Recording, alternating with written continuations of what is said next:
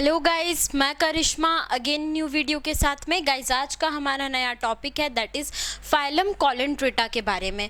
Phylum कॉलेंट्रेटा के बारे में अगर मैं बात करूं यहाँ पर, तो जो फाइलम कॉलेंट्रेटा होता है बेसिकली दो टाइप से प्रेजेंट होता है। Cnidoblast and cnidocytes are present on the tentacles of and the body. जो बॉडी होती है उसके ऊपर क्या प्रेजेंट होते हैं? Cnidoblast and cnidocytes. ठीक है, ये दो स्ट्रक्चर्स बॉडी के ऊपर प्रेजेंट होते हैं। अब हम बात करते हैं क्निडोब्लास्ट की। तो ये जो क्निडोब्लास्ट होते हैं वो यूज़ होते हैं किस चीज़ के लिए? एक्सचेंज, डिफेंस, ठीक है, इन सब चीज़ों के लिए यूज़ होते हैं। और ये क्या करते हैं?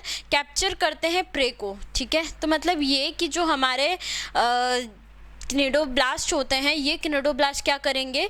डिफेंस के अंदर रोल प्ले करेंगे, एक्सचेंज के अंदर रोल प्ले करेंगे और प्रे को कैप्चर करने में रोल प्ले करेंगे। ठीक है, ये जो क्निडेरियंस होते हैं ये क्या करते हैं? एग्जिबिट करते हैं किसे? टिश्यू लेवल ऑफ ऑर्गेनाइजेशन को। टिश्यू लेवल ऑफ ऑर्गेनाइजेशन का मतलब होता है कि इनकी जो बॉडी बनी हुई होती है टिश्यूज़ लेवल ऑर्गेनाइजेशन की बनी होती है, टिश्यूज़ से मिलकर बनी होती है। ठीक है, ये कैसे होते हैं? डिप्लोब्लास्टिक होते हैं, मतलब इनके अंदर दो लेयर्स होती है, सिर्फ और सिर्फ एंडोडर्म और एक्टोडर्म। ठीक है, they have central gastrovascular cavity. इनके अंदर क्या होती है? सेंट्रल गैस्ट्रोवेस्कुलर कैविटी प्रेजेंट होती है with a single opening called mouth और हाइपोस्टोम।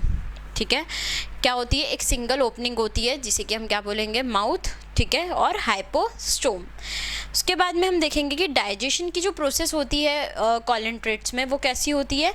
एक्स्ट्रा और इंट्रासेल्यूलर। ठीक है, एक्स्ट्रा होगी और एक्स्ट्रा सेल्यूलर एंड इंट्रासेल्यूलर दोनों तरीके से डाइजेशन की प्रोसेस कॉलेंट्रेट्स के अंदर प्रेजेंट होती है।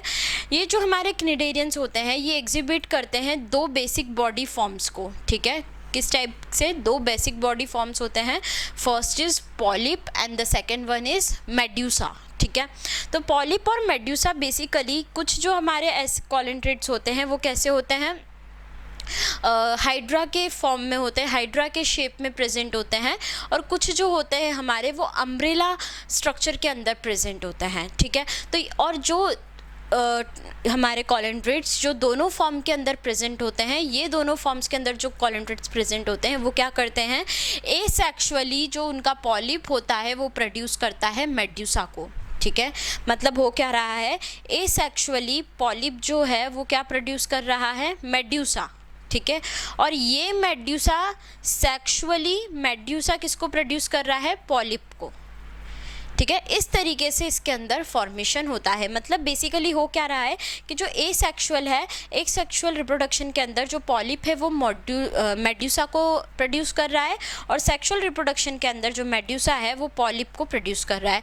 तो मतलब एसेक्सुअली किसका फॉर्मेशन होगा? मेड्यूसा का, और सेक्सुअली किसका फॉर्मेशन होगा? पॉलिप का। ठीक है, तो इस तरीके से हमने कॉलेंट्रेट्स को यहाँ पर अलग अलग उनके फीचर्स को डिस्क्राइब किया है। फॉर एग्जांपल्स इनके दिए हुए हैं फाइसेलिया, जिसका कॉमन नेम क्या होता है? पोर्चुगस मैन ऑफ वॉर। ठीक है, बेसिक गाइस आप लोगों को इनके साइंटिफिक नेम तो लर्न करने ही रहेंगे, साथ ही साथ इनके कॉमन नेम भी लर्न करने रहेंगे। ये क्या है? इनके scientific name Physalia. Common name क्या हो गया इसका? Portuguese man of war. ठीक है, एडेंसिया, एडेंसिया का कॉमन नेम क्या हो गया? सी एनेमोन। ठीक है, और गोर्गोनिया का कॉमन नेम क्या हो गया? सी फैन। ठीक है, तो इस तरीके से आपको पूरा जो एग्जाम्पल्स दिए हुए हैं उनके साइंटिफिक नेम साथ ही साथ उनके कॉमन नेम भी आपको लर्न होने चाहिए। ठीक है, क्योंकि एग्ज़ाम के अंदर आपसे कभी कभी ऐसा भी पूछ लिया जाता है कि write down the common name of this phylums. ठीक है, तो इस तरीके से आपसे क्वेश्चन आ जाते हैं, इसलिए आपको दोनों चीज़ें पता होनी चाहिए कि साइंटिफिक नेम क्या है उसका और कॉमन नेम क्या है। यहाँ पे हमने बात करी कॉलेंट्रेट्स के बारे में। कॉलेंट्रेट्स में मैंने आपको बताया बेसिकली क्निडोब्लास्ट और क्निडोसाइट्स प्रेजेंट होते हैं इनके अंदर टेंटिकल्स और बॉडी पे। ठीक है, ये जो क्निडोब्लास्ट होते हैं ये यूज़ किसके लिए होते हैं? हमारे डिफेंस के लिए, प्रे को कैप्चर करने के लिए। ठीक है, क्निडेरियंस जो होते हैं वो एग्जिबिट करते हैं किसको? टिश्यू लेवल ऑफ ऑर्गेनाइजेशन को। डिप्लोब्लास्टिक होते हैं। ठीक है, सेंट्रल गैस्ट्रोवेस्कुलर कैविटी इसमें प्रेजेंट होती है। इसके अंदर सिंगल ओपनिंग होती है जिसे कि हम क्या बोलते हैं? माउथ और हाइपोस्टोम। डाइजेशन दोनों तरीके से होता है, एक्स्ट्रा सेल्यूलर भी होता है, इंट्रासेल्यूलर भी होता है। ये जो क्निडेरियंस होते हैं बेसिकली दो बॉडी फॉर्म्स को एग्जिबिट करते हैं, first is polyp, second is medusa, ठीक है।